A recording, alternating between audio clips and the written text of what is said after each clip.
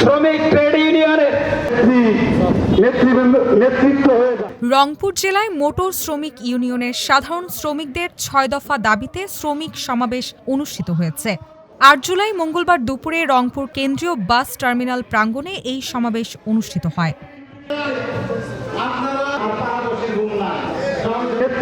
সমাবেশ থেকে বর্তমান অবৈধ কমিটি বাতিল করে নিরপেক্ষ সাধারণ সভার মাধ্যমে নতুন কমিটি গঠন করা, শ্রমিকদের প্রত্যক্ষ ভোটে নির্বাচন নিশ্চিত করে হয়রানি বন্ধ করা সহ ৬ দফা দাবি জানান শ্রমিক নেতারা। আমাদের এখনো মেয়াদ 2 বছর আছে। এরা জোর করে একটা মহল শহরের, এরা মনে করো এটা দখলপূর্বক পুরো কার্যক্রম চালাচ্ছে।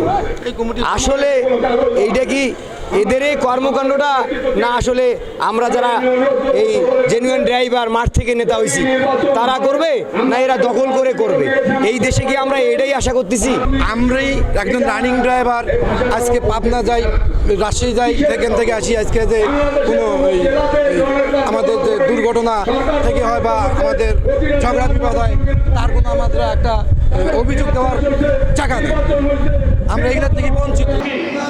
এদিকে প্রশাসনের পক্ষ থেকে ৭২ ঘণ্টার মধ্যে অবৈধ কমিটি বাতিল করে নির্বাচনের প্রক্রিয়া শুরু করা না হলে পরিবহন ধর্মঘটের মতো বড় কর্মসূচি দেওয়ার হুঁশিয়ারি দেন আন্দোলনকারীরা।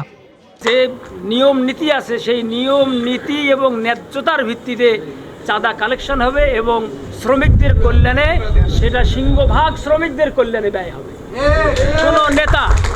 শ্রমিকের কোনো নেতার উদরপূর্তি করার জন্য শ্রমিকের এই ঘাম ধরা অর্থ তারা প্রাসাদ বানাবে।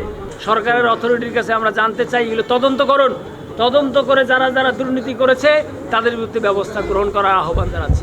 অনেক চাওয়া পাওয়ার থেকে আমরা সাধারণ শ্রমিকেরা বঞ্চিত আছি।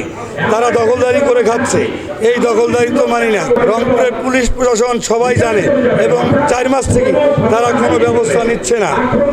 এই উদ্যোগে আজকে আমাদের সাধারণ শ্রমিক সমাবেশ।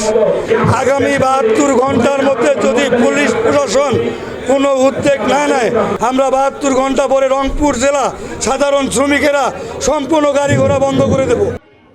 সমাবেশে শ্রমিক নেতাদের সঙ্গে ইউনিয়নের সদস্যরাও উপস্থিত ছিলেন। নেতৃত্ব